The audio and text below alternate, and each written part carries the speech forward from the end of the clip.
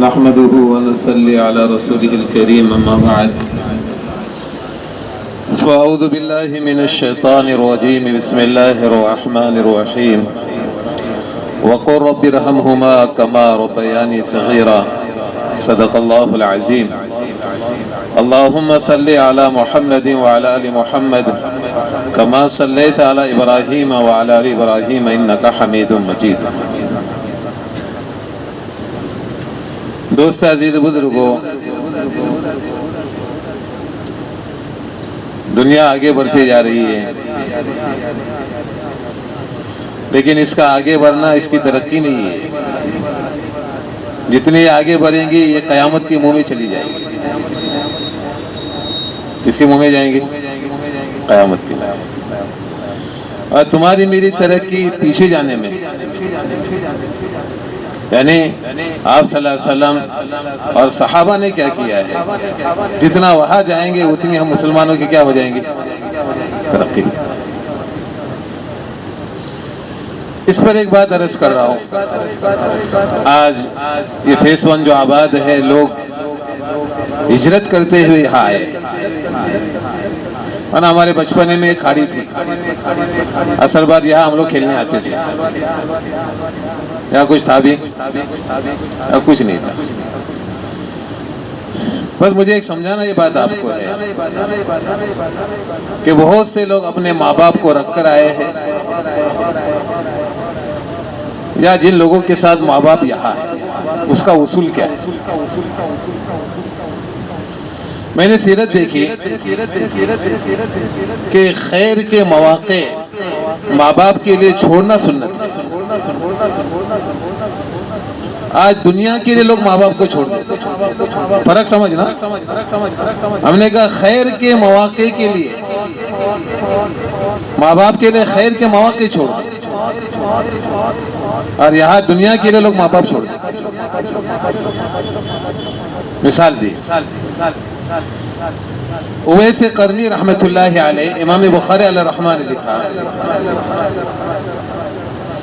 آپ صلی اللہ علیہ وسلم کا زمانہ اور صحابیت کی شرف سے سرفراز ہونے کا موقع، لیکن ماں بیمار تھی۔ ماں کیا تھی؟ بیمار تھی۔ تو انہوں نے اللہ کے رسول صلی اللہ علیہ وسلم کو خط لکھا کہ اللہ کے رسول، آپ کے پاس آ کر صحابیت کا مقام لے لوں یا اپنی ماں کی خدمت کروں؟ تو آپ صلی اللہ علیہ وسلم نے جواب میں یہ فرمایا، میرے پاس نہ آنا، ان کی خدمت کر کے ہی زندگی گزارنے۔ اتنا بڑا خیر کا موقع، لیکن اپنی ماں کے لیے کیا کر دیا؟ سب لوگ ہم اپنے آپ کو اندر دیکھ لینا، ہم نے دنیائی تھوڑی سی اونچ نیچ کے لیے اپنے ماں باپ کو چھوڑے۔ دوسرا موقع، آپ صلی اللہ علیہ وسلم کے ساتھ جانا ہے خیبر، اور مسجد سے نکلے ابو ہریرہ رضی اللہ عنہ اور والدہ کے پاس کہ مجھے اللہ کے رسول صلی اللہ علیہ وسلم کے ساتھ خیبر جانا ہے۔ والدہ نے کہا بیٹا میں بیمار ہوں، لیکن ابو ہریرہ نے کہا میں اللہ کے رسول کے ساتھ جانے کا خیر کا موقع چھوڑوں گا نہیں، یعنی مجھے جانا ہی ہے۔ جیسے بچے لوگ ضد کرتے دنیا کے لیے، میں تو دین کی بات کر رہا ہوں۔ جو اس زمانے میں ہوں گا، والدہ نے اپنا سینہ کھول دکھایا بیٹے کو، بیٹا تجھے دودھ کا واسطہ دیتی ہوں، مجھے تیری ضرورت ہے، تو مت جا۔ ابو ہریرہ نے کہا نہیں، مجھے تو جانا ہے۔ والدہ گئی ایسی پیچھے سے اللہ کے رسول صلی اللہ علیہ وسلم کے پاس، اور اللہ کے رسول کا حوال سنا۔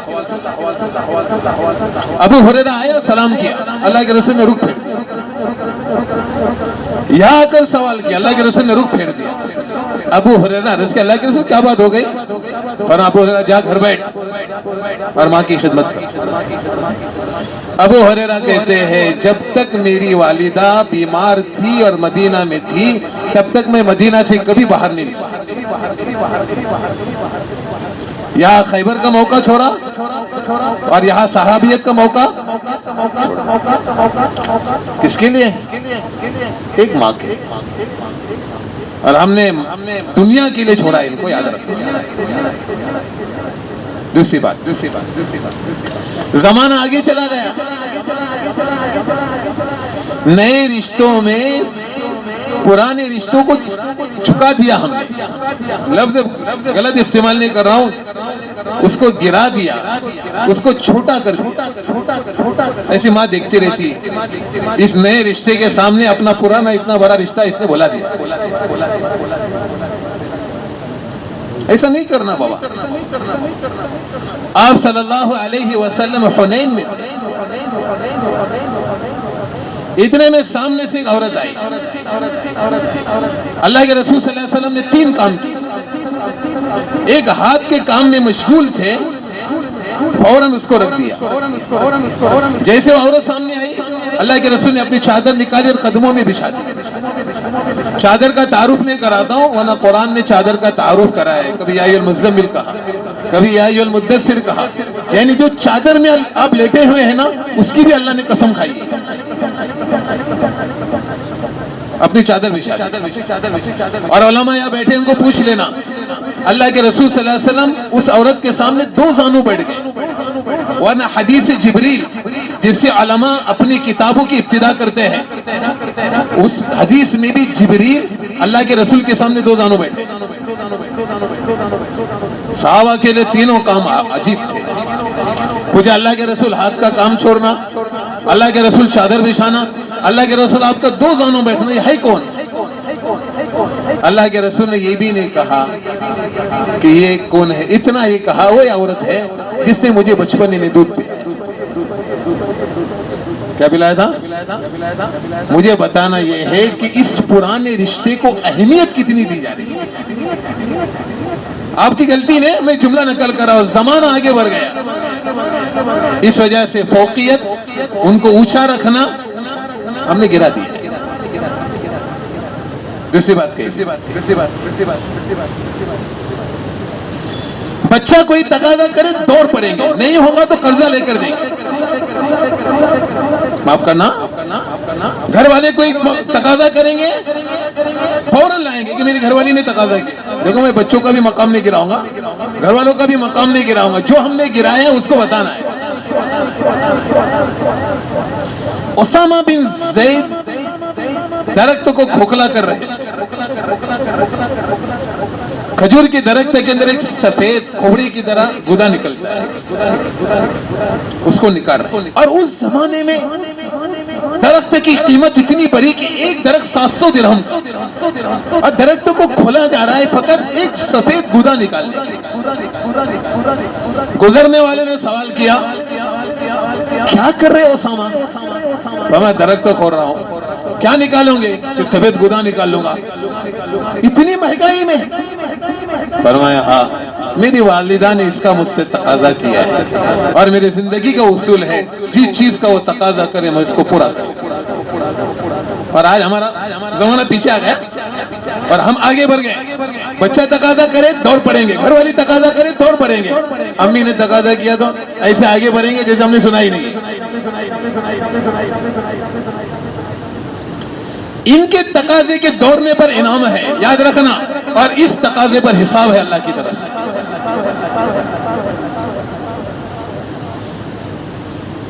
امی عائشہ کو اللہ کے رسول نے حدیث سنائی، خواب میں مجھے جنت دکھائی گئی، اور جنت میں ایک شخص کی قرآن پڑھنے کی زور سے آواز سنائی دے رہی تھی جنت میں۔ میں نے کہا اتنا خوش قسمت انسان کون ہے، وہ قرآن پڑھے دنیا میں اس کی آواز سنائی دے جنت میں؟ تو میں نے حیرت سے پوچھا فرشتہ جبریل سے، جبریل کون ہے یہ قرآن پڑھ رہا ہے دنیا میں، اس کی آواز جنت میں سنائی دے رہی؟ بھائی ترمذی کی روایت ہے، فرمایا اللہ کے رسول صلی اللہ علیہ وسلم یہ حارثہ بن نعمان ہے، جب یہ تلاوت دنیا میں کرتا ہے جس کی آواز جنت میں گونجتی۔ اللہ کے رسول نے بلایا، حارثہ کیا تیرا عمل ہے؟ فرمایا اللہ کے رسول میں ماں کی خدمت کرتا ہوں، اصول سننا خدمت کرنے کا، ہم نے پیچھے کر دیا ہے۔ وہ کیسے کرتا ہے؟ فرمایا اپنے ہاتھ سے کھلاتا ہوں، کس کو؟ اپنے ہاتھ سے کھلاتا ہوں. دوسرا جملہ کہا اپنے ہاتھ سے بال بناتا ہوں. اور تیسرا جملہ کہا جب کوئی حکم دیتی ہے تو توڑ جاتا ہوں, اگرچہ مجھے سمجھ میں نہیں آئے, پھر باہر نکل کر اپنی بیوی کو بلاتا ہوں. میری ماں نے کیا کہا تھا؟ تم نے تمہاری ماں کو دوبارہ کیوں نہیں پوچھا؟ فرمایا میری ماں ہے وہ, اس کو مجھے دوبارہ پوچھنے میں بھی شرم آتی. یہ تو دوڑنے پر انعام ہے. لیکن ہم آگے بڑھ گئے, ایسے ہم دوڑتے کس پر ہے؟ میرے بچے نے کہا دوڑ پڑا, میری بیوی نے کہا دوڑ پڑا. بابا بیچارے ایسے دیکھتے رہتے ہیں, بولو کہ مت بولو, اس کا موڈ کیسا ہے, بولو کہ مت بولو.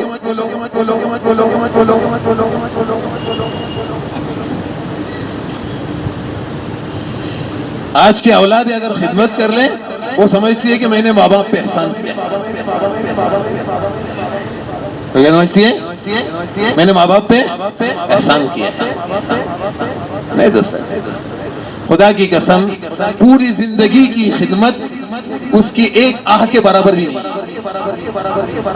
میں نے کہا ایک وقت بھی کھلانا ہم کو بھاری ہو گیا ہے. اتنا برا منظر تھا, باپ کا انتقال ہوا ہے, 4 بھائی کھڑے ہیں کہ تیرے گھر سے میت دھلائے کہ میرے گھر سے, میرے گھر میں نہیں چلتا, میرے گھر میں نہیں چلتا, میرے گھر میں نہیں. عجیب بات ہے, ایسے حالات پیدا ہو گئے. سنو روایت ہے, میں نے کہا آپ کا کوئی قصور نہیں, زمانہ آگے بڑھ گیا. ایک بدو اپنی والدہ کو کاندھے پر اٹھائے ہوئے حرم میں داخل ہوا, اور روایت میں یہ ہے کہ گرمی اتنی عرب کی, اگر گوشت کنکریوں پر ڈال دیا جائے تو جل جائے. تم نے نہیں دیکھے عرب کی گرمی, ہمارے کوکن کے لوگوں انہوں نے تو بہت دیکھے ہوں گے. کنکریوں پر گوشت ڈال دیا جائے تو جل جائے, اتنی خطرناک گرمی. اس گرمی میں اپنے ماں کو کاندھے پر اٹھائے ہوئے کعبہ کا طواف کر رہا. طواف سے فراغت کے بعد اللہ کے رسول صلی اللہ علیہ وسلم سے سوال کیا, اللہ کے رسول میں نے اس کا حق ادا کر دیا؟ اللہ کے رسول نے کیا فرمایا؟ اس لیے تجھ کو جنا ہوگا, اور اس جلنے میں ایک درد کی لہر اٹھتی ہے ماں پر. فرمایا اس لہر کا بھی حق ادا نہیں ہوگا. اور اگر خدمت کر دی تو بچہ کیا سمجھتا ہے, میں نے ماں باپ کیا کیا ہے؟ یاد رکھنا اگلا دن, ماں باپ کی خدمت کرنے والا ہر گھڑی اللہ کے رحمت سے قریب ہے. ہر گھڑی اللہ کے رحمت سے قریب ہے. سارے دلائل دے رہا ہوں آپ کو, ہر گھڑی اللہ کی رحمت سے قریب ہے. اس سے اپنے لیے دعا کراؤ, یہ سنت ہے. اس سے اپنے لیے کیا کراؤ؟ دعا کراؤ, یہ سنت ہے. ایک بدو کو دیکھا شیخین نے. آج کے لوگ کیا جانے شیخین کس کو کہتے ہیں. آج تو گندے کے دنیا کے سارے محاورات پتا ہے, اسلامیات کے کوئی محاورات پتہ نہیں. شیخین کہتے ہیں ابو بکر عمر کو, ابو بکر عمر کو شیخین کہتے ہیں.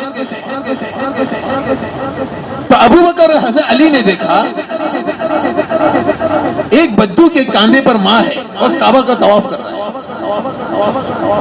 یہ دونوں طواف کر کے باہر آ چکے ہیں, لیکن دیکھا کہ ماں اس کے کاندھے پر ہے, کہ اللہ کی رحمت سے بہت قریب ہے, کیوں نہ ہم جا کر اس سے دعا کرائیں. اس پر علماء نے کہا جو ماں باپ کی خدمت میں مشغول ہے ہر آن وہ اللہ کی رحمت میں ہے, اور ان سے دعا کراؤ جیسے ابو بکر آ رہے دعا کرانے کے. وہ کعبہ میں ماں کو طواف کرا رہا ہے, اور ابو بکر اور علی اسلام کے سب سے پرانے بچوں میں سب سے پہلے اسلام لانے والے حضرت علی, بڑوں میں سب سے پہلے ایمان لانے والے ابو بکر, دونوں نے قریب آ کر کہا اے اللہ کے بندے تیری دعاؤں میں ہمیں نہ بھولنا. کیوں ماں اس کی کہا ہے؟ ماں اس کی کہا ہے. آگے سنا. آج کل اولادوں کو ایک شکایت ہے, یہ ماں ضد کرتی ہے. تو بھول گیا تو نے بچپنے میں کتنی ضد کی ہے. تو کیا کر رہے ہیں؟ ضد کر رہے ہیں. شکایت ہے کرتے لوگ, حقیقت نہ ہے. چلتے لوگ مانتے نہیں, مانتے نہیں تو منوانا سنت ہے, مانتے نہیں تو تنہا چھوڑنا سنت نہیں ہے, مانتے نہیں تو منوانا سنت ہے. آئیے روایت کی طرف. جب اللہ کے رسول صلی اللہ علیہ وسلم اور صحابہ مدینہ پاک آئے تو اللہ کے رسول صلی اللہ علیہ وسلم نے انصار کی جائیداد میں یعنی ان کے باغوں میں مہاجرین کو پارٹنر بنایا. اس میں سے ایک حصہ ام ایمن کو بھی دیا تھا. لیکن جیسے خیبر فتح ہو گیا تو اللہ کے رسول نے فرمایا کہ مدینہ کی ساری زمینیں, سارے باغات انصار کے لیے خاص کر دو اور خیبر مہاجرین کو خاص کر دو. انصار نے اپنا حصہ خیبر کا چھوڑ دیا تو مہاجرین نے اپنا حصہ, ان کا حصہ تھا ہی نہیں, انہوں نے بھائی چارگی میں دیا تھا کہ ہم اپنا مدینہ کا حصہ چھوڑ دیں. اب اللہ کے رسول آئے ام ایمن کے پاس, امی جان تم اپنا حصہ چھوڑ دو. بیٹا میں اپنا حصہ نہیں چھوڑوں گی. اب اصول کیا, جدا ہو جاؤ, اپنی بیوی کو لے کر نکل جاؤ. ہمارے یہ تو یہ اصول ہے, مانتے ہم چلے. اللہ اکبر. اللہ کے رسول مناتے رہے, دیتے رہے, مناتے رہے, دیتے رہے, یہاں تک کہ جو پراپرٹی تھی اس سے 10 گنا زیادہ اللہ کے رسول نے دی. تب جا کے ام ایمن کیا ہو گئی, راضی ہو گئی. اس پر علماء نے کہا کسی حال میں بھی ان کو راضی کرنا سنت, کسی حال میں بھی ان کو راضی کرنا سنت. جب تک ام ایمن راضی نہیں ہوئی تب تک اللہ کے رسول صلی اللہ علیہ وسلم ان کو. ایک آخری بات سنا تھا, پھر ایک باپ کا ایک حصہ سنا تھا. یاد رکھنا ایک جملہ, ولایت کا کوئی بھی مقام حاصل کرنا, جملہ استعمال کر رہا ہوں, ولایت کا کوئی بھی مقام حاصل کرنا ماں باپ کی بد دعا سے آدمی بچتا نہیں. ایسے نا کوئی بزرگوں کو قصہ نہیں سناؤں گا آپ کو تاکہ آپ کو اشکال ہو جائے, کوئی سنی سنائی بات بھی نہیں سنا رہا ہوں. ولایت کے آپ کسی بھی مقام پر جائے ماں باپ کی بد دعا سے آدمی بچتا. امام مسلم رحمۃ اللہ علیہ نے اپنی کتاب کے دوسرے حصے میں ایک قصہ لکھا ہے. حضرت جریج رضی اللہ عنہ ماں کی گود میں کتنے بچے بولے, اس میں سے ایک بچہ حضرت جریج کے واسطے بھی بولا تھا, جیسے ایک بچہ یوسف علیہ السلام کے واسطے بولا تھا, ایک بچہ وہ آگ میں ڈالتے وقت بولا گیا تھا, اور ایک سیدنا عیسیٰ علیہ السلام ماں کی گود میں بولے تھے. علماء نے 4 بچوں کا نام لکھا ہے جو ماں کی گود میں بولے. دیکھو ماں کی گود میں بچہ بولتا نہیں ہے, بطور ایک گواہی جو بچے بولے گئے ہیں اس میں سے ایک بچہ حضرت جریج کی صداقت میں بولنے والا ہے, ورنہ 4 بچوں کی کہانی اور قصے الگ ہے. حضرت جریج نے جنگل میں خیمہ لگایا اور عبادت کر رضی اللہ عنہ. اتنے میں والدہ آئی 1 ہفتے کے بعد اور آواز دی, بیٹا جریج یہ خیمے میں نماز پڑھ. اور دل میں سوچ رہے یہ اللہ میں نماز میں مشغول ہو اور والدہ مجھے پکار رہے. 3 مرتبہ والدہ نے پکارا, انہوں نے جواب نہیں دیا, والدہ واپس چلی گئی. دوسرے ہفتے کے بعد پھر آئی, پھر آواز دی, یہ نماز میں. 3 مرتبہ والدہ نے پکارا, پھر چلی گئی. تیسرے ہفتے پھر آئی اور آواز دی, یہ نماز میں. 3 مرتبہ آواز دی, انہوں نے جواب دیا, لیکن نکلتے نکلتے اتنا کہا, یا اللہ اپنے فتنوں میں سے کسی ایک فتنے میں اس کو مبتلا کر. یہ الفاظ ہے, اپنے فتنوں میں سے کسی ایک فتنے میں اس کو مبتلا کر. اللہ کی شان ہوئی. ایک عورت نے ایسا چھوٹا سا بچہ بادشاہ کے سامنے کھڑا کر دیا, فرمایا یہ اولاد جریج سے پیدا ہوئی. جی بادشاہ نے خیمہ اکھارا, مارا. اتنے میں وہ چھوٹا سا ننھا بچہ جو عورت لے کر آئی تھی وہ پکار اٹھا کہ میں جریج کی اولاد نہیں ہوں، میں فلاں چرواہا کی اولاد ہوں، میں جریج کی اولاد نہیں ہوں، میں تو فلاں چرواہا کی اولاد ہوں۔ مجھے سنانا فقط یہ ہے کہ ماں کا ایک کلمہ پورا ہو گیا، اگرچہ ولایت کا کوئی بھی مقام ہو۔ اس وجہ سے آپ سے گزارش ہے، اللہ کے واسطے اپنی خدمت سے، ان کے حکم سے، ان کو آگے بڑھانے میں، ہر چیز میں ان کا مقام ہمیشہ بلند رکھیں گے انشاءاللہ۔ باپ کے تعلق سے کیا؟ ذرا بڑے ہو گئے نا، ہے کہ بڑے؟ اللہ معاف کرے، اللہ سے بڑی تو کوئی ذات نہیں کسی کی۔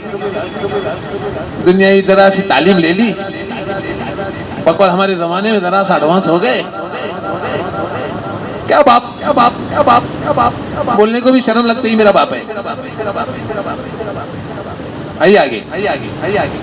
صدیق اکبر رضی اللہ عنہ آخرت میں مقام کے اعتبار سے کتنا قیامت کے دن اعلان ہوگا، میری رحمت لوگوں کے لیے خاص ہوں گی، عام ہوں گی، اور ابو بکر کے لیے خاص ہوں گی۔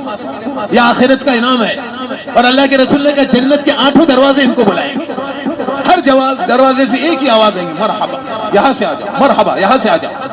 ورنہ ہم اور آپ ایک دروازے سے جانے والے، اور ان کو کتنے دروازے بلانے والے؟ 8 دروازے پکاریں گے، یہاں جاؤ یہاں جاؤ۔ تو صحابہ نے پوچھا اللہ کے رسول اتنا خوش قسمت انسان ہے کون؟ اللہ کے رسول ایسا اشارہ کرا، یہ میرا ابو بکر ہے۔ آگے سناتا ہوں۔ یہ تو دنیا اعتبار سے خلیفۃ الرسول ہے، ایسی خلافت ملی عہدہ، اور پہلا احرام باندھا عمرے کو جانے کے لیے مکہ المکرمہ۔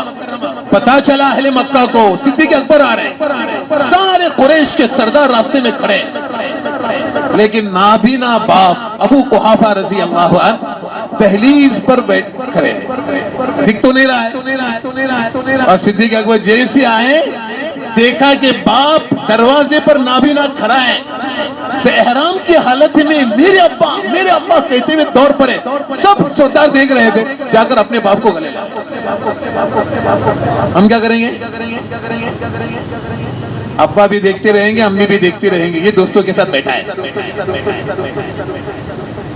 ایک عزت دینے کا، شرافت دینے کی جو اصول ہے، یہ ان کی زندگیوں سے ملتے ہیں کہ ایسی عزت دی جائے اپنے ماں باپ کو جن کے ذریعے سے ہم لوگ دنیا میں اللہ نے وجود لایا ہے۔ کریں گے انشاءاللہ۔ اللہ تعالیٰ مجھے اور آپ کو عمل کے توفیق نصیب فرمائے۔